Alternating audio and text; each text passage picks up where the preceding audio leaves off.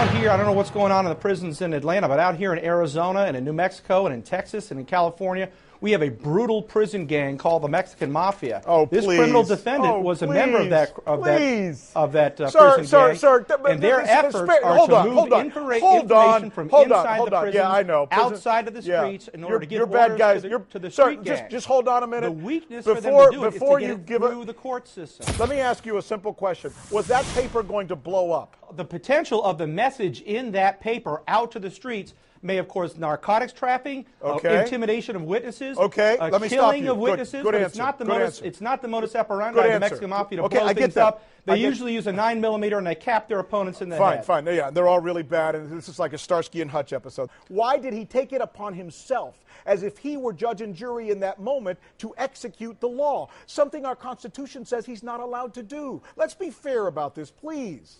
Well, the Constitution also says that if you're going to put my client in jail, you have to give him due process of law. He has to have access to the evidence what will prove his good faith basis for taking the steps he did. Now, you ask a very legitimate question. Could there have been? He didn't ask him to apologize. He ordered him to apologize. And as you well know, Rick, in this country, no one who's in the government can order another free citizen to say something.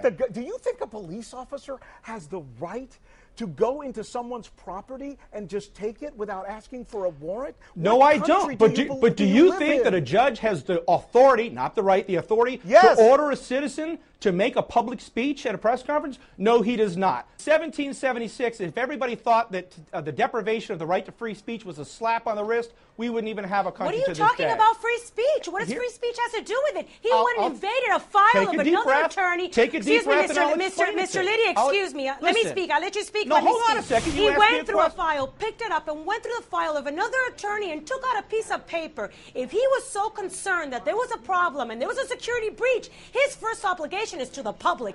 Get everybody out of that courtroom, get the courtroom safe, and then discuss it with the judge. Not take it upon himself, get a piece of paper and copy it. That just shows evidence that he wasn't so concerned, because had there been a true concern, as there has been in Miami and the Southern District of Florida, they clear the courtroom for the safety of everybody in that courtroom, including the judge, including the state attorney, and including the defense attorneys. And that's where Mr. Stoddard and Sheriff Arpaio have a problem. He was ordered by the judge to hold a press conference and to publicly apologize. In order to do that truthfully, he has to feel remorse. When the people know exactly what was going on in that courtroom, they'll understand why he took the actions he did. Maybe he should have taken different actions, but for the actions he took in that split decision, that split second, he does not have remorse. So it's never in the public interest to order somebody to lie. Nobody, not a judge, not a sheriff, not a president, can order any free citizen what to say. Judges do it every single day in this courtroom.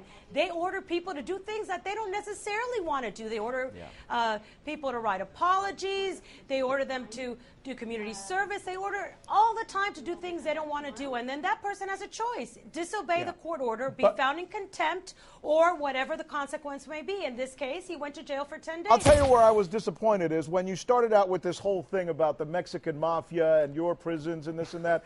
I got to tell you, you really should rethink that strategy, sir. Well, it's because not a strategy. These are the facts. I come from Miami, sir. Okay. We've seen Gambinos. We've seen drug dealers. We've seen Al-Qaeda. We've seen the worst scum in the world come through our prison system, not to mention the Metropolitan Court in New York City and other places. To sit here and tell us that somehow in Phoenix, Arizona, you got the baddest of the bad is laughable. No, you're making that up. I didn't say that. All right, correct me then. What were you trying to say with the fact that maybe in Atlanta we don't have this, but over there in Maricopa you got some real bad guys? What I said was I don't know what you got going on in Atlanta, but I know in Maricopa County and in California and Texas, we have the Mexican Mafia, and part of their modus operandi is to try to get orders out to street gangs. The Mexican Mafia is a prison gang. Orders out to street gangs, and they do it through abuse of the pro per status, they do it through abuse of attorneys, and they do it through abuse of attorney-client mails. Sylvia, finish us up here if you possibly would. The most important thing to remember is exactly what Stoddard did. He went in, invaded attorney-client privilege, stole documents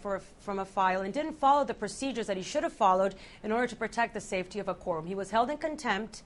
He chose not to follow a judge's lawful order, and thus was put in jail for 10 days. So what happens next? January 5th, I think there's going to be a hearing on this. Is that right? That's right. Am I correct? That's correct, Rick. We'll be before the Court of Appeals on January 5th, and we'll look forward to speaking to all of you again right after that.